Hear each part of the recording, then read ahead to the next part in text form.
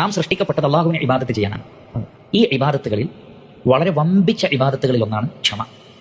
പലർക്കും അതറിയില്ല. ആളുകളുടെ വിചാരം ഇബാദത്ത് ആരാധന എന്ന് പറഞ്ഞാൽ നമസ്കരിക്കുക, നോമ്പ് നോൽക്കുക, സക്കാത്ത് കൊടുക്കുക, ഇതൊക്കെയല്ലേ ആരാധന. പക്ഷെ അറിയുക പ്രിയപ്പെട്ട സഹോദരങ്ങളെ, ഒരു പരീക്ഷണങ്ങൾ വരുമ്പോൾ ക്ഷമിക്കുക എന്നുള്ളത് ഒരു ആരാധനയാണ്. അവിടെ ഉലമാക്കൾ പറയുന്നത്, പണ്ഡിതന്മാർ പറയുന്നത്, ഒരാൾക്കൊരു അനുഗ്രഹം ലഭിച്ചാൽ ആ അനുഗ്രഹം ലഭിച്ചു കഴിഞ്ഞാൽ ചെയ്യേണ്ട ഇബാദത്ത് ശുക്രാൻ, നന്ദി കാണിക്കലാണ്. ഒരു പരീക്ഷണം വന്നാൽ അവിടെ ചെയ്യേണ്ട ഇബാദത്താണെന്ത്? ക്ഷമ. ശരിക്കും മനസ്സിലാക്കി വെക്കുക. അപ്പോൾ നമ്മൾ ക്ഷമിക്കുന്ന അല്ലെങ്കിൽ ക്ഷമിക്കുക എന്ന ഇബാദത്ത് ചെയ്യുന്നുണ്ടോ എന്ന് നോക്കാനാണ് അള്ളാഹു പരീക്ഷണങ്ങൾ തരുന്നത്. ഇത് തിരിച്ചറിയുക പ്രിയപ്പെട്ടവരെ. പരിശുദ്ധ ഖുർആൻ ഇത് വളരെ ക്ലിയറായി പറയുന്നുണ്ട്. പരിശുദ്ധ ഖുർആനിലെ 2-ാം അധ്യായം സൂറത്തുൽ ബഖറയിലെ 155, 156, 157 ആയത്തിൽ 155 പറയുന്നത് വലനബ്ലുവന്നക്കും, നാം നിങ്ങളെ പരീക്ഷിക്കുക തന്നെ ചെയ്യും എന്ന് പറഞ്ഞാൽ ഷുവറാണ് പരീക്ഷണം.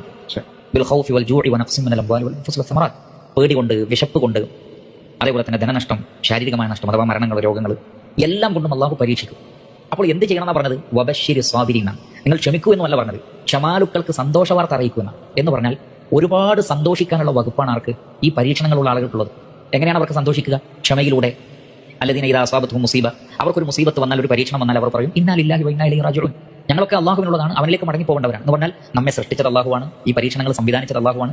ഇങ്ങനെ ഒരു പരീക്ഷണം നൽകിക്കൊണ്ട് നമ്മെ ക്ഷമിക്കുന്നുണ്ടോ എന്ന് ടെസ്റ്റ് ചെയ്യാനുള്ള സംവിധാനം ഉണ്ടാക്കിയത് അള്ളാഹുവാണ്. ഇതിന്റെ പ്രതിഫലം അള്ളാഹു സുബ്ഹാനഹു വ തആല ഉത്തരവാദിത്തമായി ഏറ്റെടുത്തിട്ടുണ്ട്. ഈ വിഷയവുമായി ബന്ധപ്പെട്ടുള്ള വിചാരണ അതും റഹ്മാനായ റബ്ബിന്റെ അടുക്കലാണ്. ഇങ്ങനെ തുടങ്ങിയിട്ടുള്ള യാഥാർത്ഥ്യങ്ങളൊക്കെ തിരിച്ചറിഞ്ഞു കഴിഞ്ഞാൽ നമുക്ക് സത്യത്തിൽ ആഹ്ലാദിക്കാനാണ് വകുപ്പ്.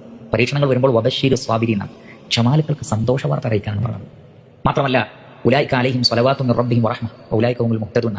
ഇങ്ങനെ പരീക്ഷണങ്ങൾ വരുമ്പോൾ അതിൽ ക്ഷമ അവലംബിച്ച് ഇന്നാ ലില്ലാഹി വ ഇന്നാ ഇലൈഹി റാജിഊൻ എന്ന് പറഞ്ഞാൽ അവർക്ക് അള്ളാഹുവിങ്കിൽ നിന്നുള്ള സ്വലവാത്തുകളുണ്ട് എന്ന് പറഞ്ഞാൽ അനുഗ്രഹങ്ങളുണ്ട്, അള്ളാഹുവിന്റെ കാരുണ്യമുണ്ട്, അവർ തന്നെയാണ് ഹിദായത്ത് ലഭിച്ച ആളുകൾ എന്നാണ്. അപ്പോൾ പരീക്ഷണങ്ങളുള്ള ആളുകൾ നിരാശപ്പെടല്ല വേണ്ടത്. അവർക്ക് അള്ളാഹുവിന്റെ റഹ്മത്ത് അവരെ കാത്തു നിൽക്കുന്നു, അനുഗ്രഹങ്ങൾ കാത്തു നിൽക്കുന്നു. അവർക്ക് സന്തോഷിക്കാനാണ് ഒരുപാട് വകുപ്പ്. പിന്നെന്തിനാണ് ഡിപ്രഷൻ? പിന്നെന്തിനാണ് ടെൻഷൻ? പിന്നെന്തിനാണ് നിരാശ?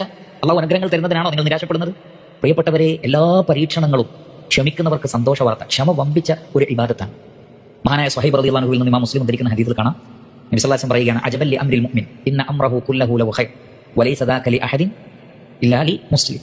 പ്രവാചകൻ പറയാണ്, മുസ്ലിമീങ്ങളുടെ കാര്യം അത്ഭുതമാണ്, വിശ്വാസികളുടെ കാര്യം അത്ഭുതമാണ്, അവരുടെ എല്ലാ കാര്യങ്ങളും അവർക്ക് ഖൈറാണ്, അതൊരു മുസ്ലിമിനല്ലാതെ ഇല്ല എന്നാണ്. എന്ന് പറഞ്ഞാൽ ഒരു യഥാർത്ഥ മുസ്ലിം, ആ മുസ്ലിമിന്റെ എല്ലാ കാര്യങ്ങളും അയാൾക്ക് ഖൈറായിരിക്കും എന്ന് പ്രവാചകൻ പറഞ്ഞു.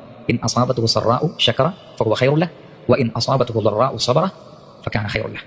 അതായത് ഒരു സന്തോഷം വന്നാൽ ആ വ്യക്തി നന്ദി കാണിക്കും, അത് അയാൾക്ക് ഖൈറാണ്. കാരണം സന്തോഷത്തിന്റെ സമയത്തുള്ള ഇബാദത്ത് ശുക്രാൻ, നന്ദി കാണിക്കലാണ്.